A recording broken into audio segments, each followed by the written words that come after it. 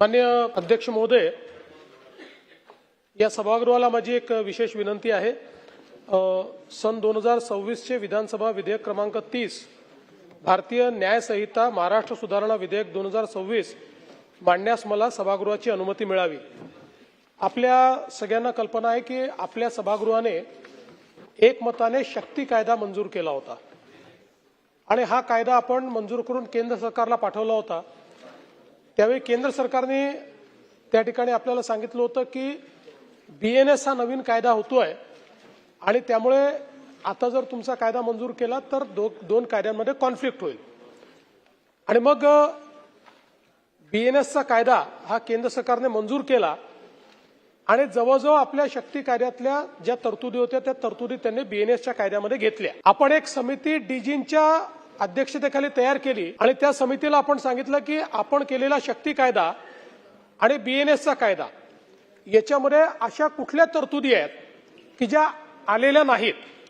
तर त्या संदर्भात डीजींनी एक रिपोर्ट आपल्याकडे सादर केला आणि आपला संपूर्ण जो कायदा आहे त्या कायद्यातले 2 कलम सोडून बाकी सगळे कलम हे बीएनएस मध्ये आले आहेत अशा प्रकारचा त्यांनी आपल्याला त्या ठिकाणी रिपोर्ट दिला आणि ही जी 2 कलम आलेली नाहीत ही स्टेट अमेंडमेंट म्हणून आपण मान्य केली पाहिजेत अशा प्रकारे त्यांनी सांगितलं। मग हे 2 अमेंडमेंट काय आहेत तर अगदी छोटे छोटे अमेंडमेंट आहेत जे त्या कायद्यात आले नाही आहेत। पहिलं अमेंडमेंट असं आहे की आपण आतापर्यंत बलात्कार किंवा तत्सम जे काही गुन्हे आहेत या गुन्ह्यांमध्ये जी पीडिता आहे तिचं नाव डिस्क्लोज करत नाही असं आपल्या कायद्यामध्ये आहे।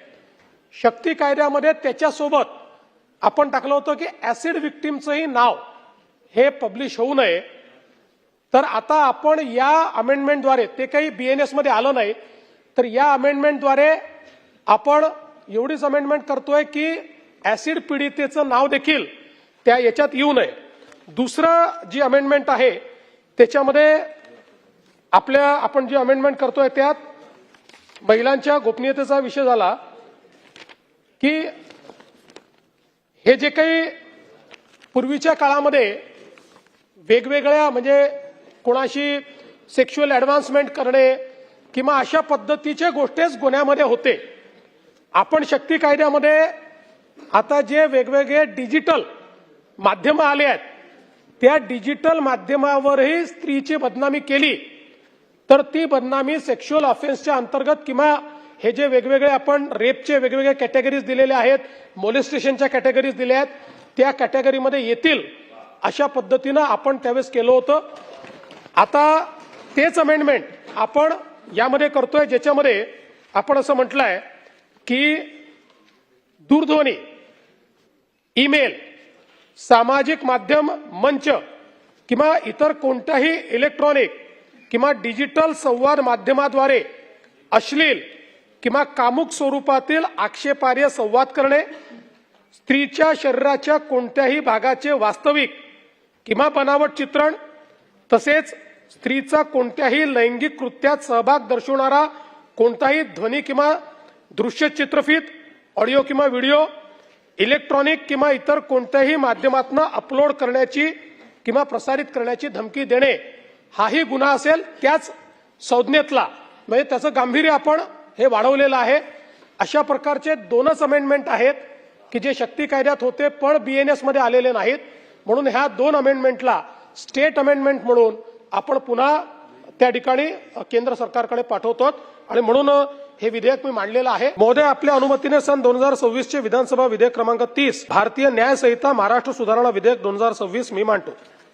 प्रस्ताव असा आहे की सन 2026 चे विधानसभा विधेयक क्रमांक 30 भारतीय न्याय संहिता विधेयक 2026 मांडण्यास अनुमती देण्यात यावी।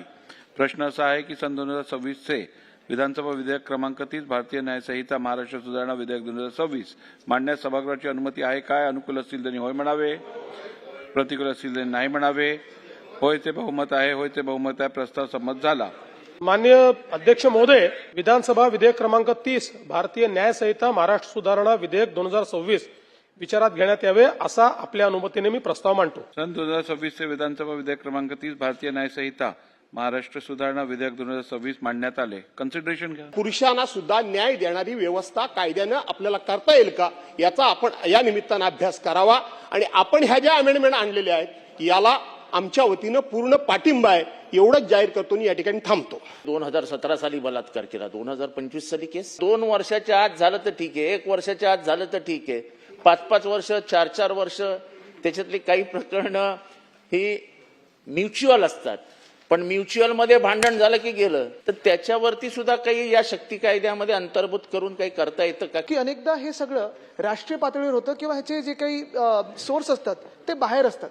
आता ऍसिड विक्टिमचं नाव न बाहेर येऊ देणं किंवा जे काही डिजिटल माध्यम आहे हे नॅशनली मला वाटतं येणं गरजेचं आहे. आणि आपण जर इतिहास संदर्भात ठराव केला तर ते देशावर देखील त्याचा चांगला परिणाम होऊ शकतो अशी मी आपल्याकडे विनंती करतो. जे विषय या ठिकाणी मांडलेले आहेत निश्चित ते महत्वाचे आहेत, कारण कुठलाही कायदा करताना त्या कायद्याचा दुरुपयोग होऊ नये अशा पद्धतीची ही भावना आहे. आणि या संदर्भात खरं म्हणजे वेळोवेळी आता सर्वोच्च न्यायालयाने देखील याच्या मिसयूजची दखल घेतलेली आहे. किंबहुना मध्यंतरी ज्याचा उल्लेख आवाड साहेब किंवा आपण असलमजी आपण म्हणालात तर त्या संदर्भात म्हणजे कन्सेन्शुअल काही ऍक्टिव्हिटी झाली आणि नंतर मग त्याला कन्व्हर्ट करण्याचा जो प्रयत्न आला याच्यावर खूप कडक शब्दात सुप्रीम कोर्टाने आताच एक नुकता निर्णय दिलेला आहे की हा कायद्याचा मिसयूज आहे. त्यामुळे निश्चितपणे ही भावना योग्यच आहे की कोणी अशा प्रकारे कायद्याचा मिसयूज करू नये.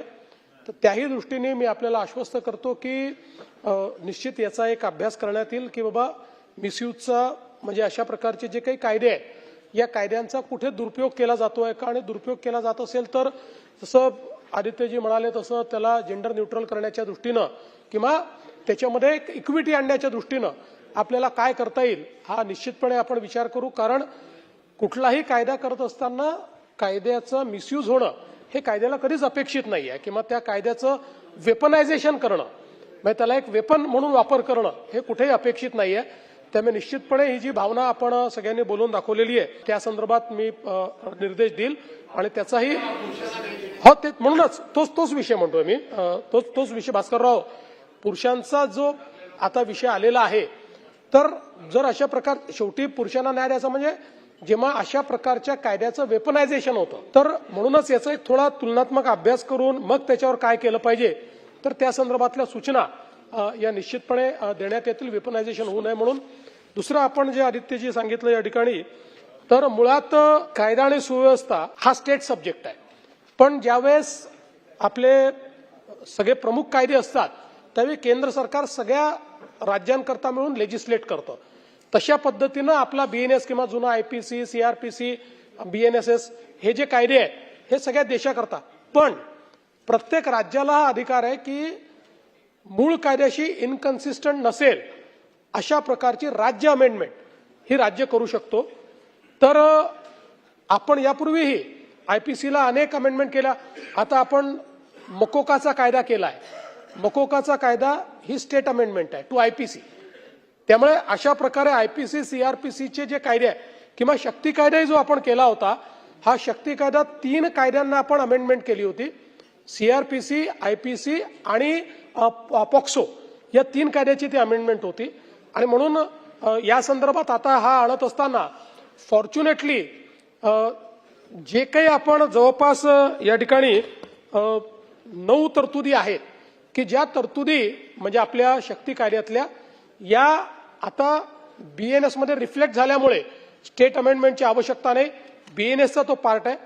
ज्या 2 आता आपण अमेंडमेंट करतोय या 2च शक्ती कायद्यातल्या अशा तरतुदी आहेत की ज्या बीएनएस मध्ये आलेल्या नाहीत. आणि म्हणून हो नाही म्हणूनच तर आपण त्या दृष्टीने ह्या अमेंडमेंट तर करतोय आणि आपण त्या संदर्भात एक केंद्राला पत्र देखील लिहू की आम्ही या अमेंडमेंट करतोय. केंद्राला वाटलं तर केंद्राने इतर राज्यांकरता देखील या अमेंडमेंट या ठिकाणी कराव्यात. आणि मी सभागृहाला विनंती करतो की सभागृहाने हे जे विधेयक आहे याला मान्यता द्यावी.